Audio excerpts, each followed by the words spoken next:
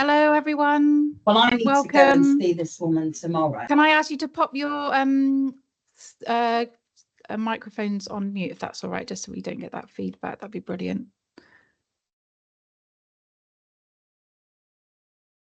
So we'll just finish letting the final people in from the lobby, if that's all right, and then we will start.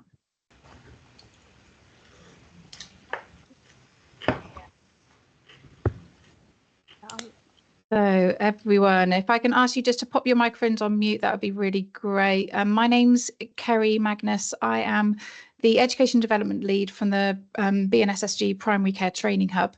You are currently at a session called Getting the Best Out of Your Lab Results. And I wanted to give you a bit of a background, firstly, about the reason why we're having these sessions and why we're running them, and then we'll go into the teaching and the training from there. If we can ask you to keep your microphones on mute, if you've got any questions, please do pop in the chat, but we will also allow a question and answer session at the end of this webinar. And there will also be a feedback form that we're going to ask you to fill out, just so that we can make sure that we're delivering what you want in the consecutive sessions that are coming up.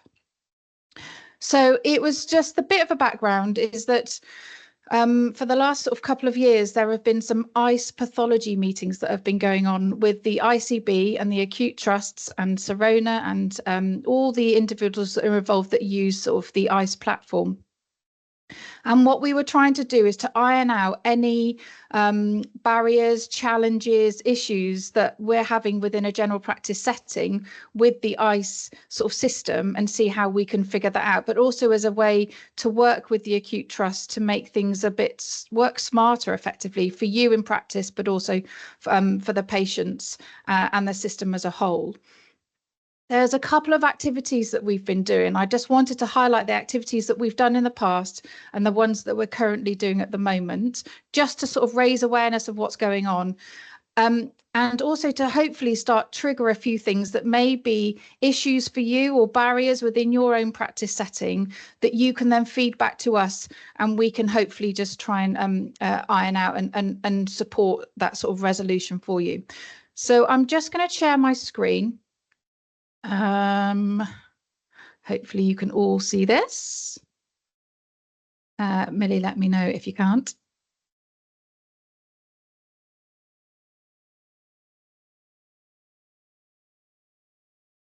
So can you all see that? Somebody say yes. Yep, good, fine. So the previous activities that we've been doing is we were looking at things to do with who gets copies of those individual results, and particularly around ICE email. They've set up a Haven service profile. There's been post-bariatric profiles. They added CPR to long COVID panels. We looked at sort of secondary care bloods as well, and how what we do within a general practice setting. They've created things to do with creating an eating disorder referral child or an adult profile on ICE. They removed Hep E from the panel MBT. We're harmonising those updates for those fit test results. And we've added a few profiles, particularly around the cholesterol and HDV profiles. They've added ACR to the hypertension panel, and they've got a new reference ranges for vitamin B12. The other current activity that we're doing at the moment is around ICE guidance. So a lot of individuals come in from a secondary care setting into general practice, don't necessarily have that teaching around how to use ICE effectively. So we've got some guidance around that. There was originally some on OneCare on the TeamNet, so we're just updating that as we're going along. And also we're making sure that the profiles for individuals who are not GPs reflect the role that they're currently undertaking. So we found out that there was about 44 profiles on ICE, and we needed to really sort of narrow that down. There's discussions around recurrent miscarriage and coming up with templates for that. It was about access to specialist tests that GPs don't have on ICE. So we get a lot of questions from secondary care and discharge letters around, can you do this test for this patient? But obviously GPs don't have access to that specialist test, and that should be fed back for the actual acute trust to undertake and not for the general practice teams. There's some work coming out about IgE and allergy testing panels, and we're working around sort of new guidelines around triglycerides and arthritis changes. there's been noted that there's been thousands of swabs gone in for BV testing. So we're looking at how we can optimize that, and also around the autoimmune profiles and myeloma screens. We also think about reducing carbon footprint. So you're thinking about collecting your bloods and how we can make those things more efficient. And the one that we're here today is around those education sessions, because we feel that a lot actually happens within those actual meetings, and it would be good to actually filter it out to everyone within general practice and get that feedback from there. So the first session, I'm going to introduce you to Nathan Cantley. Nathan, I'll let you introduce yourself. Actually, Nathan, I can't remember your type, but he's one of the trainees at MBT. He's done a session for us in the past, but Nathan's going to do a session for us today around that sort of basic understanding and getting the best out of those lab results. And then the sessions that are coming up in the future, we will tailor it to what the feedback is from this session, but also maybe some of those things that are happening within those meetings that we're attending. So Nathan, I'll hand over to you. All righty, thanks so much, Kerry. Hopefully you can see my slides okay. Yep, all good. Fab. So yes, my name is Nathan Cantley. I'm a clinical biochemistry trainee based at North Bristol NHS Trust. And this presentation today is for quite a broad audience. So apologies if some of the information is pitched at quite a broad spectrum of skill levels and background knowledge. But I'm hoping that we can just touch on a couple of different elements of requesting, analysis and reporting practices that happens in the laboratory, and that can hopefully trigger some thoughts about how we can direct our future sessions, because we really want these sessions over the course of the time to be directed by yourselves. But I recognise for a first session it can be a bit difficult to know where the leaping off point is for targeting our sessions. So let's see if this would like to work. So learning objectives is really to touch on different aspects of the pre-analytical, analytical and post-analytical steps for analysing blood samples within the laboratory. As I say, a number of elements of this will be coming from a clinical biochemistry element, but over the course of these sessions we want them to be directed across the broad spectrum of blood sciences and infection sciences practices. So please do think about how these principles could apply for other scenarios and to help direct our sessions. So you'll hopefully recognise that to actually get a blood sample analysed, there's a number of different steps to it, starting from the pre-analytical phase before the sample even gets to the lab, the analytical phase whenever it's actually in the lab and producing its results, and then the whole load of other steps and considerations that's taken for results to get back to you as the end users and requesters. And identifying the right test to be done for your patient and taking the right blood sample are two important steps to not be overlooked. And patient preparation is one of these things that we are taking blood tests for a variety of reasons, be that either to monitor an already known disease or disorder, to investigate and differentiate the symptoms, or for monitoring individuals who are on specific therapies. And the reasons why specific preparations and sampling timings have to be adhered to reflect some of these indications, with a good example of that being therapeutic drug monitoring. And the first bit of leaping off point about how to get the best out of your blood test, I would signpost you to the Severn Pathology website. Obviously, ICE, whenever you click on different tests, there are little links beside the test that can direct you to these pages.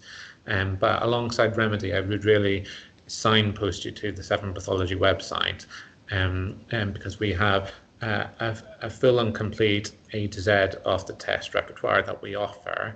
And across a number of these tests, we have the sample preparation, the tube type, and the timing for certain tests, as well as all of our guidelines, all attached to the individual test pages across the A to Z.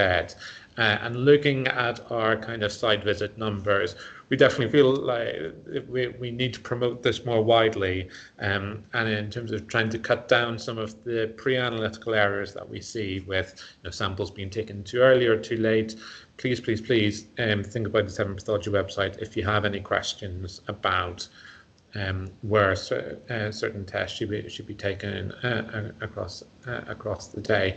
And it's not just for therapeutic drug monitoring, but a whole load of specialised endocrine testing that you may be asked to do on behalf of secondary care. Again, if the secondary care clinician hasn't given you all the appropriate information you need to know how to take the blood samples, we've got the associated guidelines on our A to Z to help direct you. It's also important to consider tube type, and if you were to take a whole blood sample, there are actually a number of different fractional components of that blood sample that we test for specific reasons. So whole blood samples and anticoagulated bloods, such as EDTA tubes, lithium heparin tubes, will keep certain analytes stable in that whole blood sample for longer. Other analytes that are kept within either the non-cellular component of whole blood or the component of blood remaining after centrifuging, those analytes can sometimes only be stable in the whole blood state for a specific period of time and need to be spun down and separated into those different blood components for a specific reason, because of the ability of that analyte in whole blood. Some analytes adhere to the surface of red cells, and so the longer they're within the whole blood state, the more falsely low the eventual result can be because of the delay in separation. And for the majority of your common biochemistry tests, the majority of those are going to be serum tests. Whenever you after spinning down blood samples, a small component of specialized blood tests will be within the plasma fraction that you get after spinning down a lithium heparin or an EDTA tube, and other components are blood tests that rely on the cellular components of the blood sample can still remain as a whole blood sample rather than needing to be spun down before they get to the lab. And again, the Severn Pathology and A to Z pages lay that out in a good amount of detail about which tests need to be spun down and why.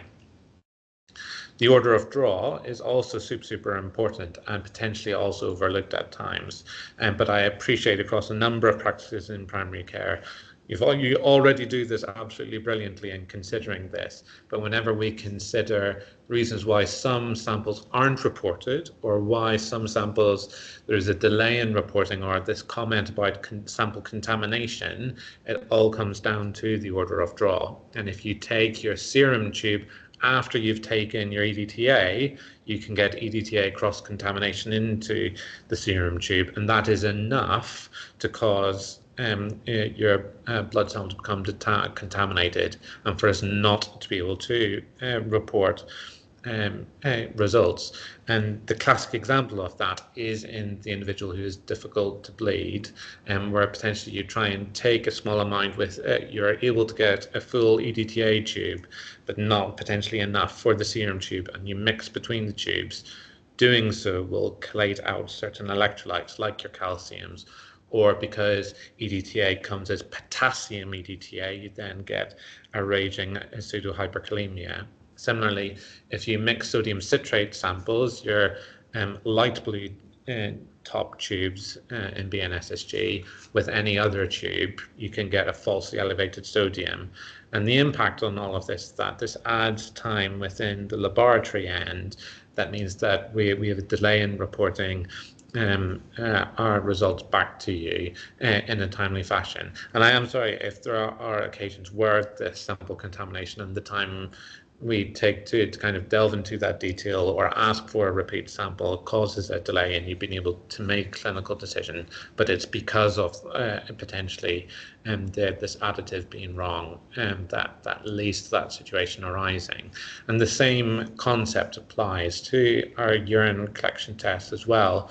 Again, apologies if I'm preaching to the converted in any way, but it's just worth highlighting because we do have a number of times where we are processing 24-hour urine samples within the laboratory.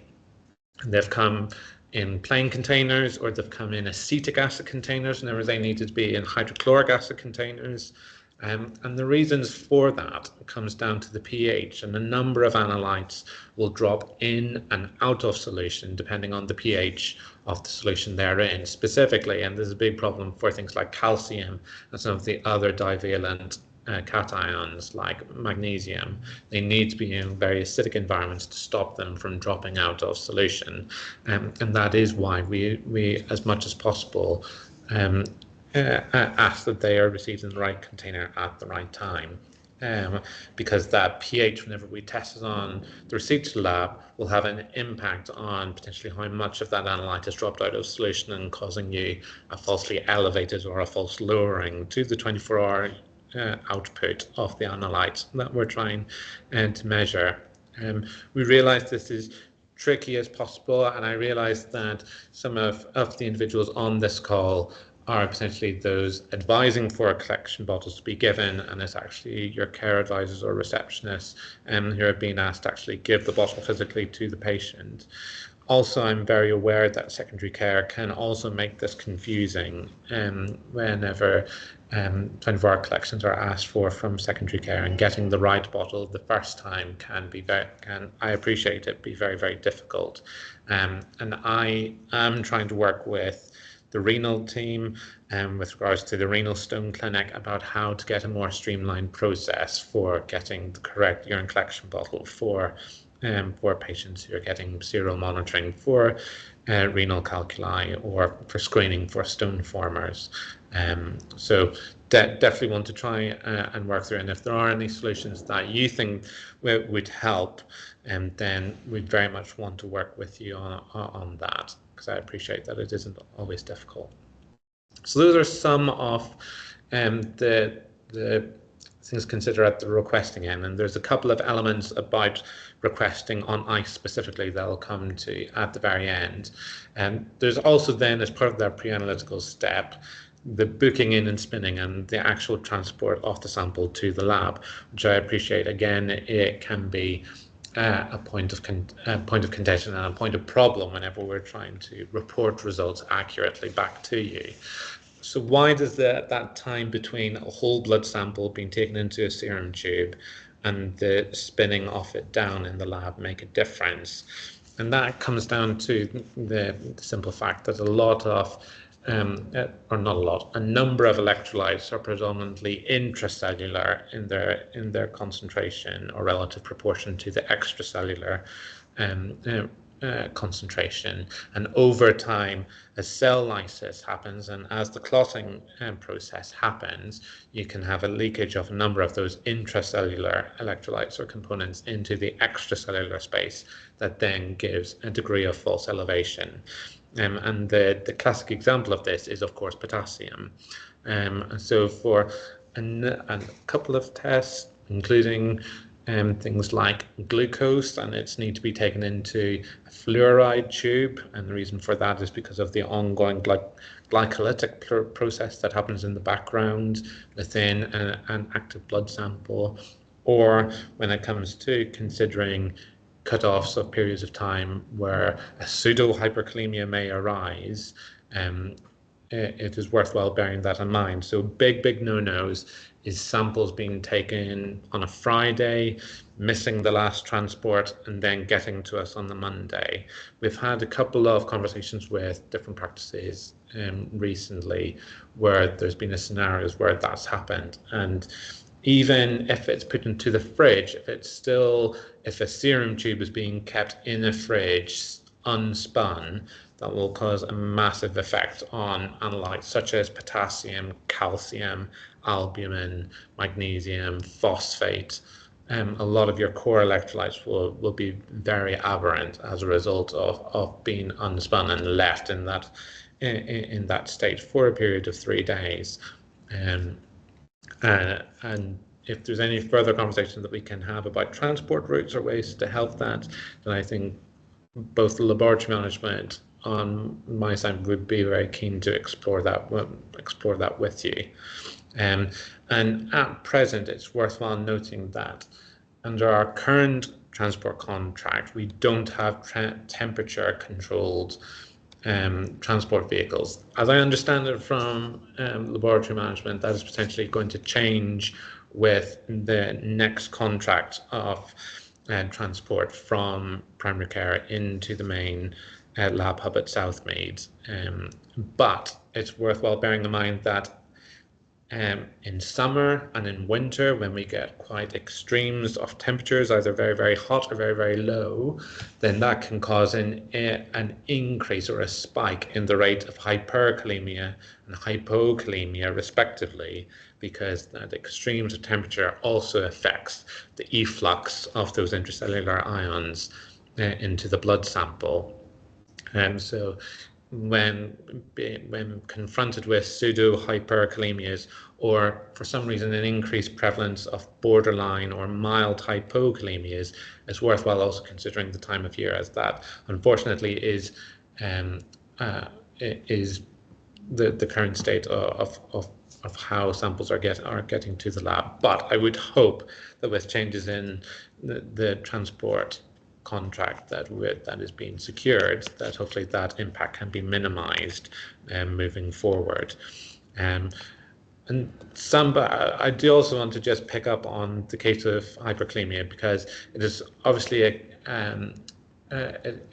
topic that has high clinical impact if it goes wrong, and the extent of it is such that it is very prevalent. You know, by quite a large study that was performed by one of the laboratories elsewhere in England a couple of years ago, this team by Morris et al.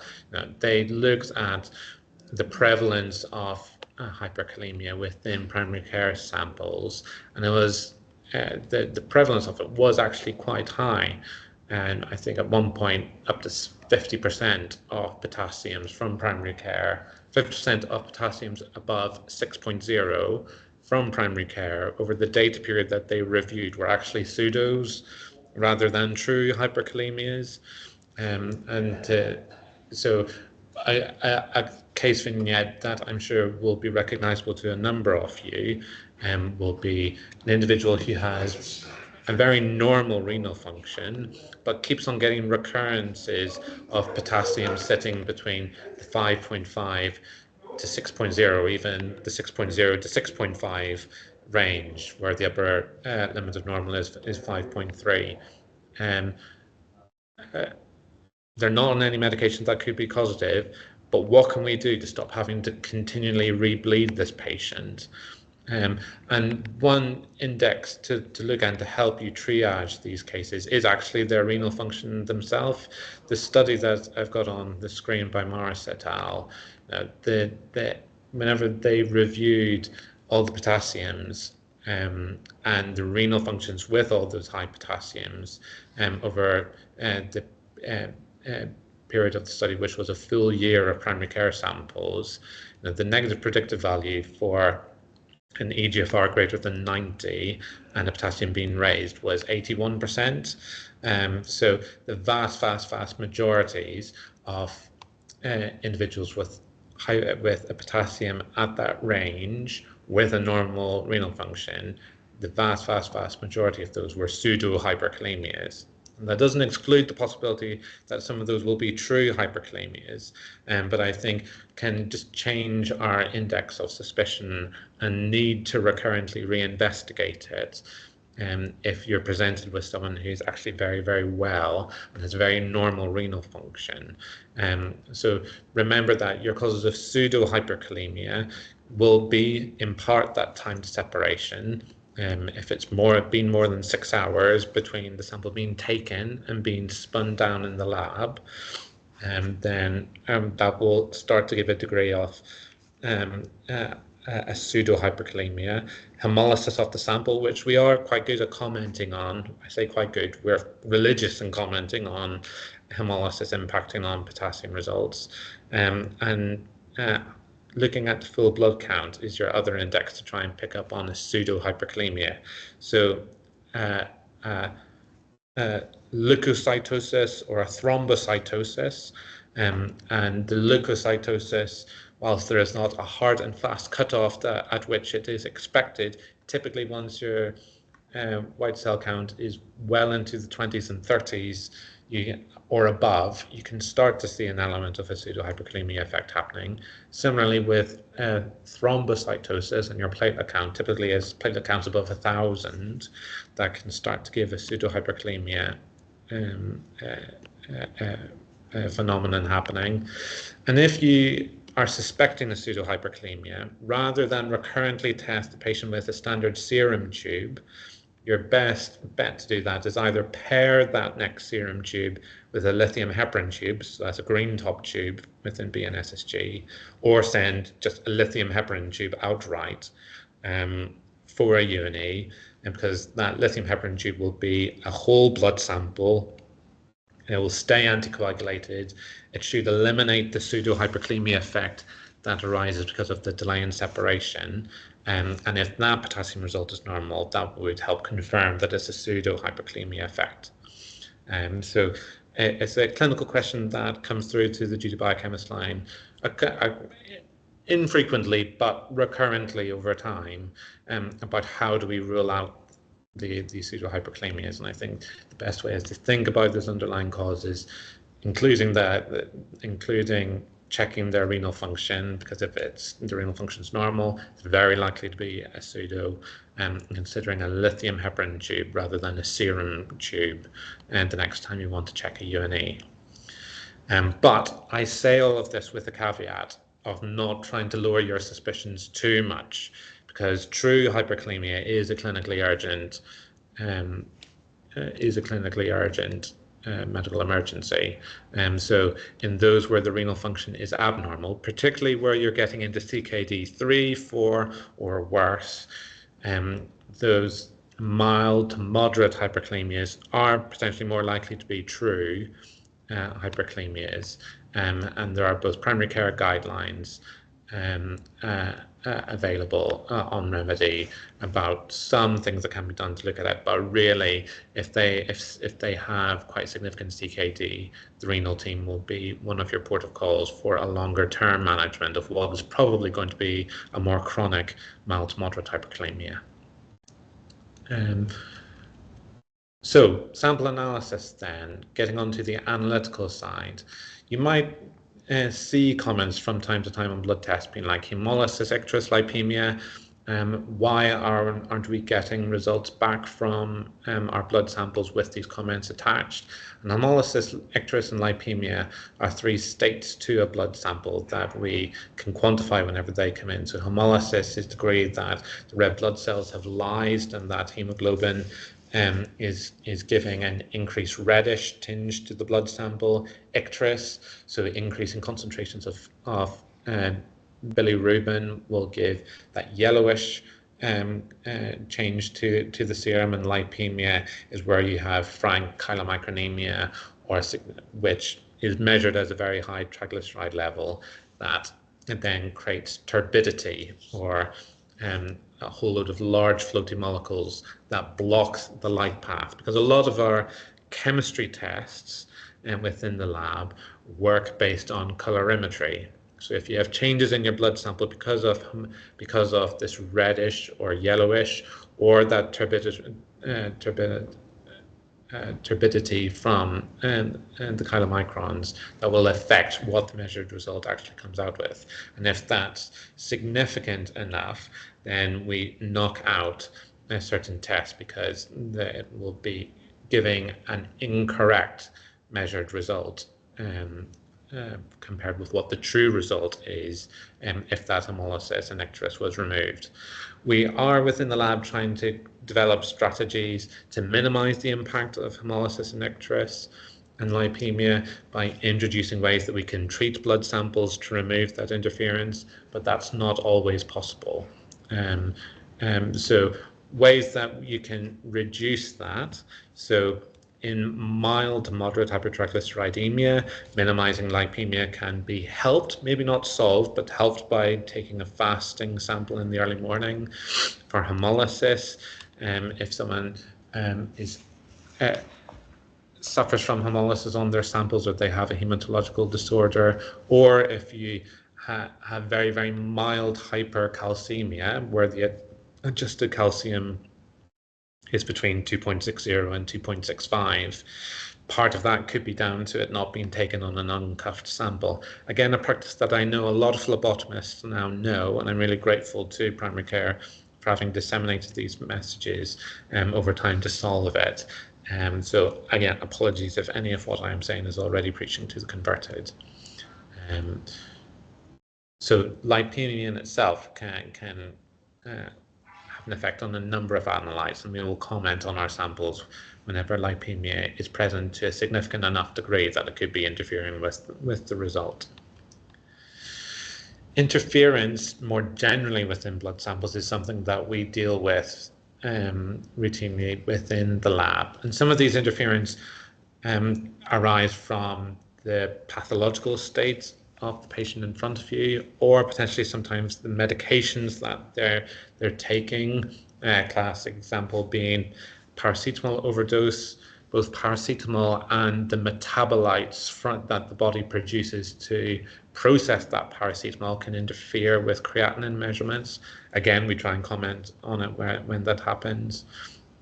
But a number of these physiological and pathological conditions can then cause an analytical interference within the measured result. That can either falsely lower or falsely elevate the result, so that the measured result is lower or higher than what the true result actually is. And I want to just highlight it because it actually was a recent patient safety incident within the labs, in that IgM paraprotein is one example that is well known to be a potential interference with certain biochemical tests, but is unpredictable. So not all individuals with IgM paraprotein will get interference with their creatinine. It's sporadic, it's unpredictable, but whenever it does happen, it can have a high clinical impact.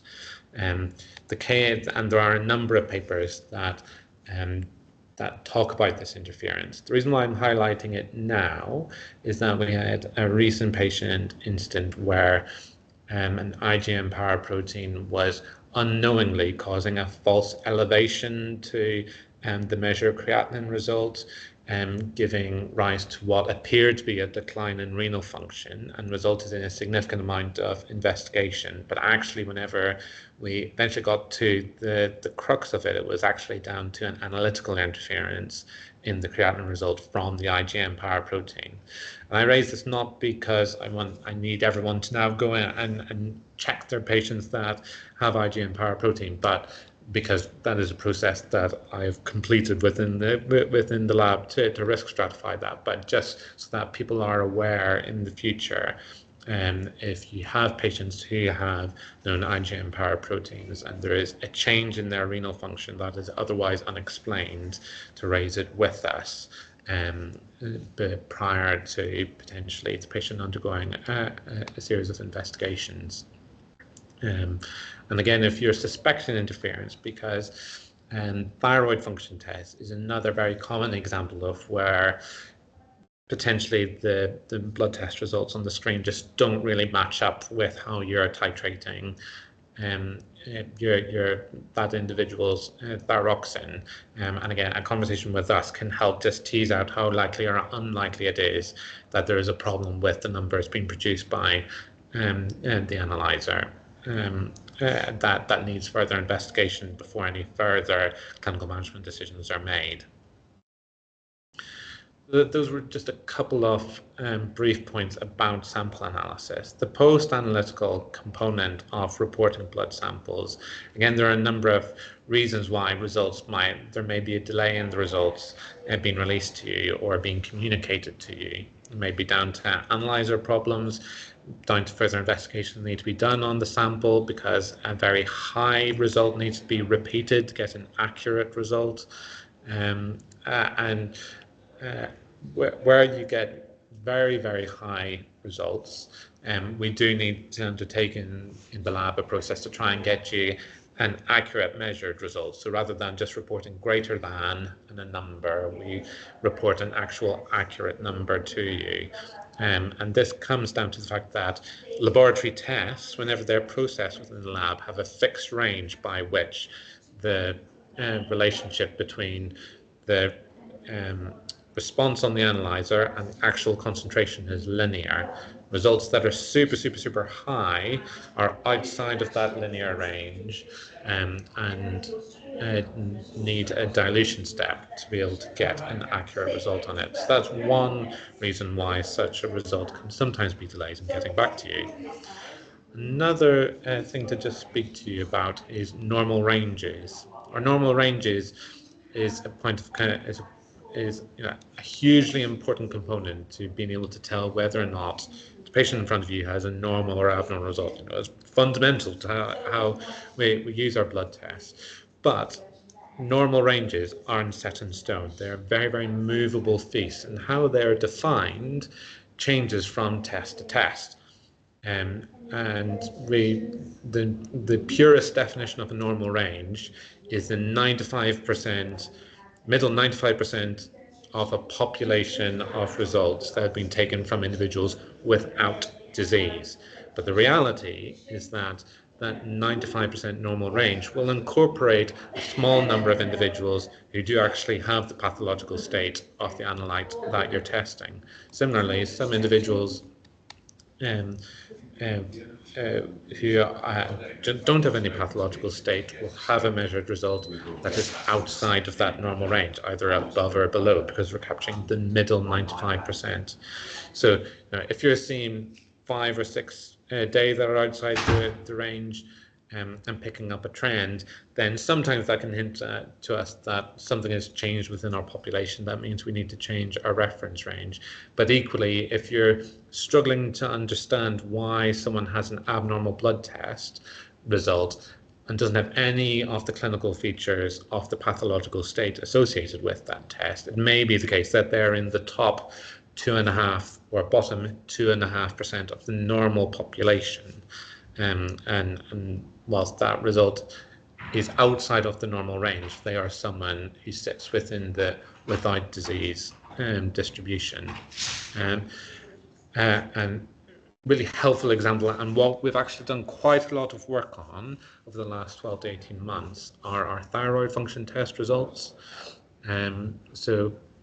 We had, within BNSSG, we had a change in our analytical equipment in November 2022, and since then we've been grappling with a number of our reference ranges to try and find out what the right cutoffs are for our new equipment. You may ask the question, why is it taking so long to find that out?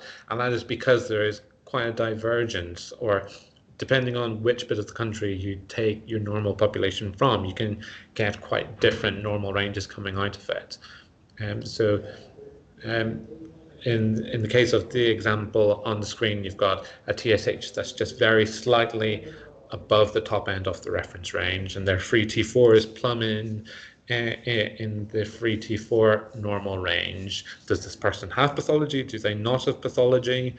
And part of that will come down to your clinical examination, but certainly if you see that pattern repeated and without any clinical features, and then that could be someone where that TSH being just above the top end of the normal range could actually represent euthyroid for that individual rather than subclinical hypothyroid, which you might expect should that TSH be in the 6s, 7s, certainly greater than 10.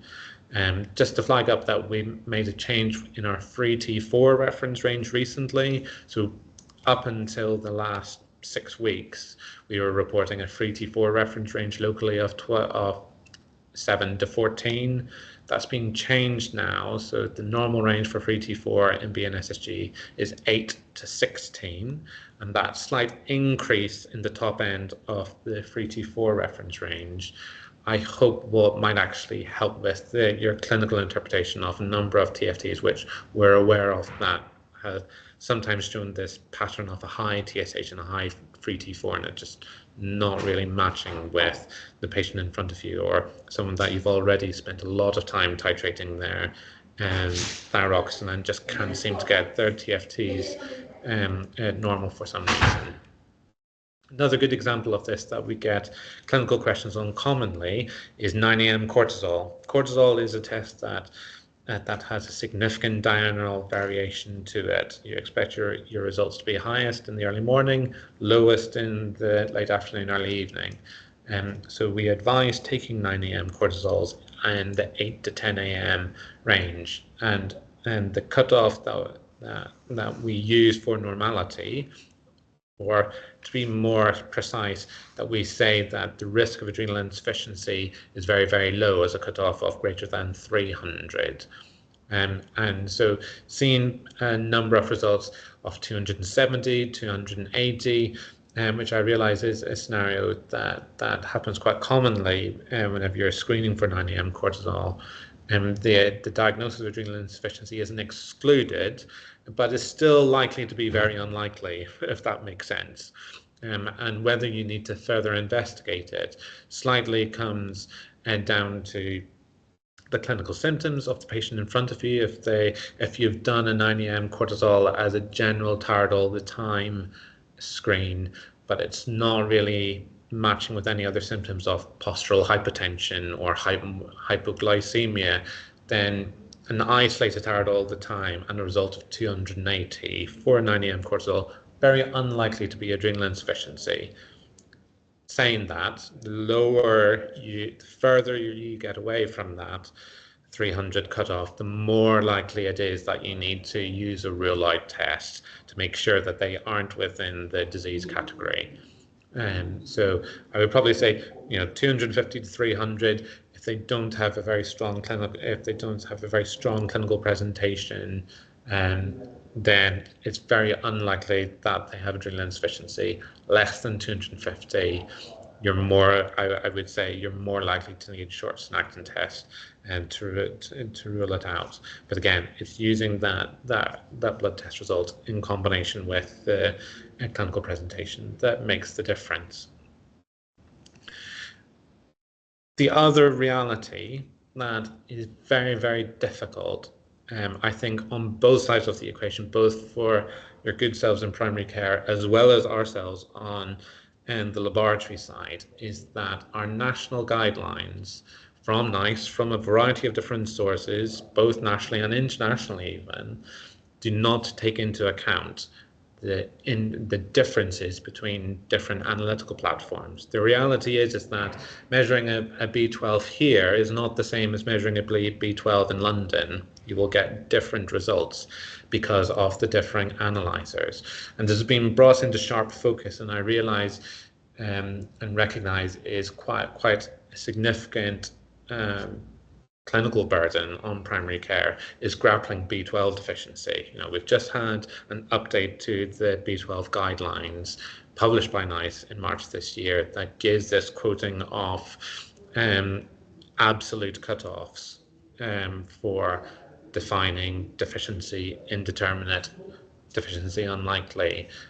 And if you look on the Remedy website, you'll see a completely different set of cutoffs, or if you see our report, you'll see completely different cutoffs. And the question is, why is this different? Why is it different? And it's definitely not lost on us that this creates concern, because the reality is that even if we produced massively as concrete a set of guidelines as we possibly could locally, there may still be individuals that you interact with who will say, look, the NICE guidelines, though, say I should be getting treated because the measured result is meeting the NICE guideline cutoff. It's a really, really difficult problem. And the reality is is that if you were to, so the images on the screen is what we call an EQA report. So EQA is how laboratories check how good they are at coming to the same answer, and it highlights the differences between different analytical platforms and how blood test results are produced. And I've put B12 on the screen from our most recent EQA return, and the histogram plot that you can see on the screen is the distribution of results from all the labs who respond to this EQA response. And you can see, the variation for a mean of 500 can be anywhere between 300 and 300 odd, all the way up to 700 odd. That's a massive variation between all the labs in the country. And unfortunately, the current analytical platform that we use, Beckman, has quite a significant negative bias compared with the majority of other labs. And that means that our cutoffs do have to be radically different to what the NICE guideline cutoffs are. That's a reality that we just cannot cross, and either applying adjustment factors is unfortunately a no-go. We do need to try and derive our own local cutoffs. And I think we appreciate on the laboratory side that we potentially have not found the right balance yet. But believe me, there is a huge range of discussions that are happening about trying to get those cutoffs to a point where we are able to say accurately to you, look, this is the indeterminate population that either requires second testing or a trial of treatment, and trying to say that realistically without minimizing it to a point that's giving you a false sense of what that population represents. Because I think actually whenever you look at the population of individuals that you test for B12, the indeterminate population is actually quite a large component of that population, where actually the normal range doesn't represent 95% of the population, or it's very difficult to get a 95% population value. And actually the indeterminate population that you test for B12 is actually quite significant. So Nathan, sorry to interrupt. Just to remind you, you've got 3 minutes until the 10-minute sort of question and answer session, just so you... Don't worry. Nearing the end. Don't worry. So I put this on the screen as in part a duty of candor to yourselves in primary care, because the human 10x we appreciate is a big point of concern across primary care, and how to manage that workload is really difficult. And where possible, we are absolutely trying to mitigate that impact, but there is always going to be a discordance present. Just to highlight elements of ICE and how to use ICE, trends can be really important to give you a sense of how abnormalities are changing over time. And as another point of operational concern that I know crops up from time to time, why are only certain results communicated but not others? Our own telephoning policy is defined by national guidelines, defined by the Royal College of Pathologists. And just to highlight that, we found the most critically abnormal results as defined by these national guidelines. And for your main core electrolytes, all potassiums greater than 6.5 will be found. Below that, it's kind of at the discretion where we are bringing together a clinical picture, and we think that it needs to be highlighted.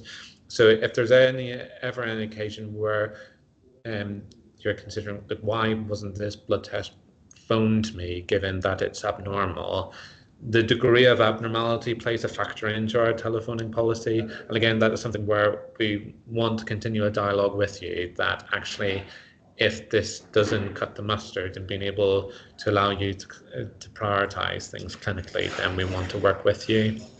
I'm going to actually just scroll through a couple of these things, just in the interest of time, because I realize I've thrown a lot of information at you. Retesting interval is another thing that can be very difficult to find a one-size-fits-all approach to. And again, if you're wishing to find guidance on national minimum retesting intervals, there are national guidelines that define that. We haven't summarized this locally, but we'd love to at some point. And minimum retesting is defined both based on the biological variation of analytes, as well as changing pathological states and how likely or how long it takes for a pathological state to be reflected in biochemical tests. And these national minimum retesting intervals can give some guidance to that. Final couple of points I just want to highlight, as it's been brought up recently, cholesterol requesting has changed within the ICB. So now you cannot request serum cholesterol by itself. It needs to be requested as part of a full lipid profile. We've had a couple of samples come in that have been requested for 7-dehydrocholesterol, but that is actually a very specialized test for a very specific inherited metabolic disorder. And so if you search call to try and find cholesterol, what you actually want is full lipid profile, which is available which has been reflected in both the order sets for chronic disease monitoring, as well as the primary care requesting screen. I also just want to highlight 2 main reasons why you may not be getting results back from the lab. If you sent off a test ages ago and you've still not received any result back and you're wondering why, check the status code on ICE. If it says SPC, that means a label has been printed, but that doesn't mean the sample is being received by the lab.